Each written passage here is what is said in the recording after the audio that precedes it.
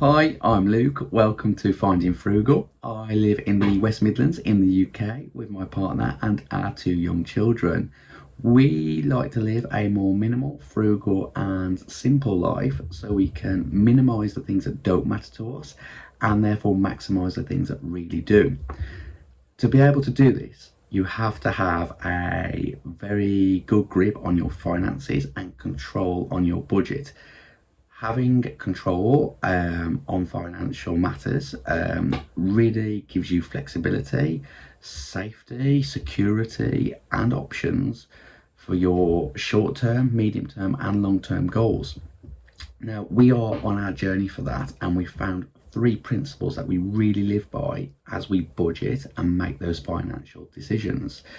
And our decision making, we have a lot of rules for, big and small rules, whether that's if we want to buy a coffee out, or whether we want to move house, or how much we want to save, or how many bank accounts we spread across our money across. We have a lot of little rules that govern us, but they are guided by three core principles. And I think those three core principles can apply to anyone, no matter your personal financial situation. So no matter how much you bring in or how much has to leave your account every month, having these three core principles in your mind to guide your decision making really enables you to start controlling your finances a little bit better. And I want to talk about those today and what works for us. So, principle number one is to pay off debt and have no debt. So, we've played the lifestyle game. We have, I'm in my early 30s, Dave is in his early 40s, and perhaps we're a little bit late realising this, although a lot of other people seem to never realise the lifestyle game is just a total trap. And we played it. We've played it. We've as our wages have gone up, lifestyle creep has happened. We've bought T-shirts with certain logos. We've tricked ourselves into needing a certain badge on a car. We have spent more on just lots and lots of things. It happens to everyone, and eventually you run out of your own money to do that with, and you have to start borrowing on credit cards or via loans. And to be absolutely transparent, we have tens of thousands of pounds of debt. Now, we're in control of that debt, so it's not as bad as it sounds, but still tens of thousands of pounds of debt is a bad thing. That debt is largely for us centered around two vehicles, a van and a car, and then we have a spread of some credit card debt. And by having that debt, you have got an outgoing every month, a repayment. Of course, the larger that debt, the larger the repayment. But while you are repaying that debt, that money you have already pre-spent before your salary hits your account. While you are repaying that, you cannot use that money for yourself and your long-term goals because you are paying off yesterday's purchases.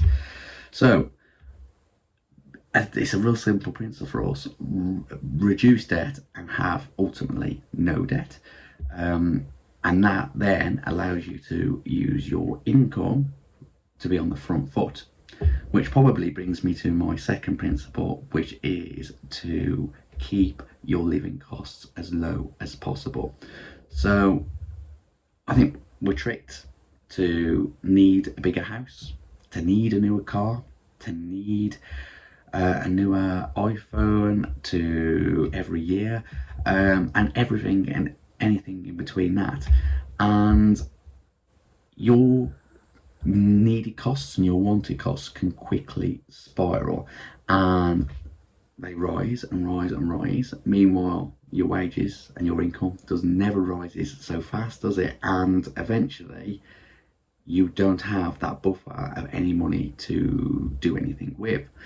So by having the lowest costs you possibly can, it enables you to have that wiggle room in your budget to be able to do something with that money. Now, I'm not saying to live the lowest costed life you possibly can. That's not what I'm about, not what we do. What matters to us is making memories, going on day trips, going on holidays, and real experiences. But so what I am saying actually is have the lifestyle you want, but do it at the lowest cost possible.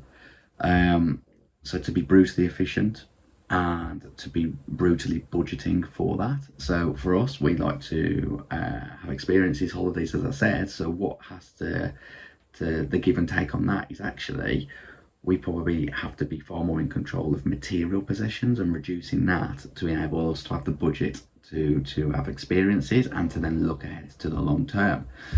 So yeah, having those lowest living costs as possible for the lifestyle that you want to live is so important, because again, it gives you that flexibility and that wiggle room then in your budget, which probably brings me on to principle 3, which is to save, save, save. Now, saving is so important in 2 ways. One, to be reactive to the worst that happens in life.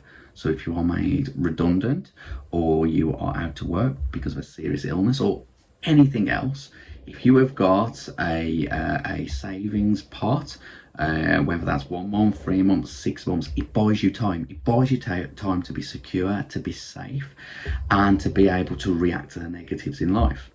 On the other end of the scale, if you've got a savings pot as well, which perhaps goes above that kind of safety net, you can then be proactive about investing that in yourself, maybe retraining and re-education for a new career, maybe to open a business, maybe to move to a new area, maybe to take up a new skill or hobby that you get enjoyment from, maybe to have an extra holiday and an extra set of memories a year. I don't know what that good looks like for you, but for us, it means actually saving. We like to have 6 months in our bank account to take us through 6 months if both of us came out of work, and anything above that we then put into our long-term plan.